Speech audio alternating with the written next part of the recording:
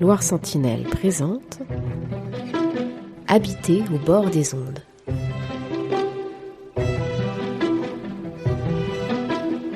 Aujourd'hui, en amont de Blois. Il y a donc une lecture de l'eau sur, je sais pas si ça s'appelle ça comme ça, mais le bruit. Moi, je pourrais dire le bruit sur l'eau, en fait, quand ça frétille, quand on voit qu'il y a des remous particuliers. Ce que j'ai compris potentiellement souvent, c'est qu'il y a quelque chose, donc un tas d'algues, une pierre, un rocher, quelque chose. Des fois, ça peut être aussi juste un trou, et du coup, le courant qui s'engouffre dans le trou va faire aussi un remous. Enfin, ça, j'imagine qu'ils le comprennent et qu'ils le lisent.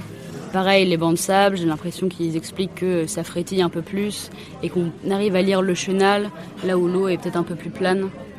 Et j'ai l'impression qu'ils le voient comme ça. Moi, je sais pas du tout lire l'eau, donc j'essaye de regarder, d'analyser, de voir par où ils passent et ce qu'ils ont regardé, etc.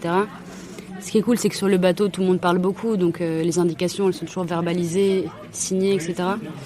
Donc ça permet de comprendre un peu par où ils passent. Donc il y a souvent un ou une personne qui est à l'avant sur le pont et qui fait les signes donc avec les mains, qui soit va pointer du doigt un élément comme un rocher, un élément à éviter, et après il va faire des signes de chaque côté avec les mains pour indiquer les directions.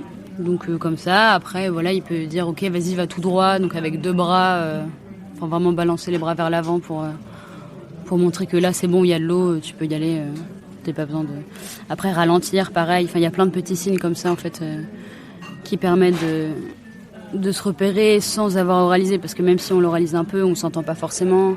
Ça peut prendre un peu du temps quand il y a un peu une urgence et vraiment un danger à éviter, vaut mieux que ce soit assez efficace, quoi. Je m'appelle Pauline, je suis paysagiste et je suis embarquée sur le Nonchalant de Nantes à Orléans. Et la grande remontée il y a 2 ans, c'est du coup la mission Val-de-Loire qui a demandé à l'école du paysage à ce qu'il y ait 3 étudiants et étudiantes qui montent sur les bateaux. Et du coup, j'ai tout découvert à ce moment-là, quoi. Mais j'avais jamais navigué, j'étais montée un peu sur le bateau Cédric déjà avant, mais je connaissais rien, quoi. C'était une grande découverte. Ce que je ressens, c'est juste d'avoir une position qu'on n'a jamais ailleurs, parce que du coup, on voit c'est aussi notre paysage quotidien, donc c'est aussi un paysage qu'on connaît très bien. Mais tout d'un coup, on a une autre position et on le voit complètement différemment.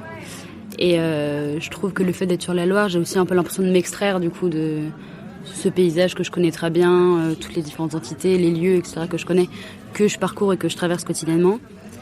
Et tout d'un coup, le fait d'être sur la Loire et de pas croiser de gens aussi, j'ai l'impression de le regarder de loin aussi un peu, quoi.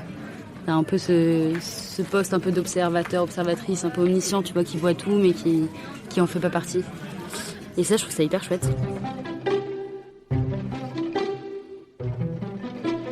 Ma grand-mère habite à Tours, mes grands-parents habitent à Orléans.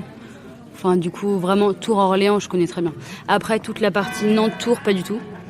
Là, je connaissais pas du tout, mais moi, ce qui m'a surpris, c'est parce que du coup, comme je connaissais pas du tout cette partie-là, toute la partie VNF, voie navigable, où en fait, là, on navigue, il y a des bouées. Enfin, je trouve qu'on n'a pas besoin de lire le fleuve, de se repérer vraiment. Donc, il y a un peu un truc où tes yeux, ils se reposent, tu suis, t'es hyper guidé.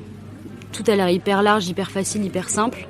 Et je trouve que le fait ici de plus être guidé, d'avoir des passages plus difficiles, moins d'eau, même si le paysage il est pas forcément plus resserré, enfin le lit du fleuve est pas plus resserré, je trouve que tout d'un coup, tu vois, on se recroqueville un peu, on regarde, on est plus pointilleux, plus minutieux sur la façon de naviguer aussi. Ça, je trouve ça assez chouette. Une couleur. Un vert gris un peu, des peupliers tremblent peut-être. Un peu scintillant. T'as des petites feuilles qui tremblent un peu dans l'air. Elles ont une face verte, une face grise. Du coup, t'as un peu des petites paillettes comme ça. Après, ça se reflète dans l'eau. Habiter au bord des ondes. Une série réalisée par Laure Bourru et Sébastien Rochard pour le collectif Loire Sentinelle à bord de la Grande Remontée.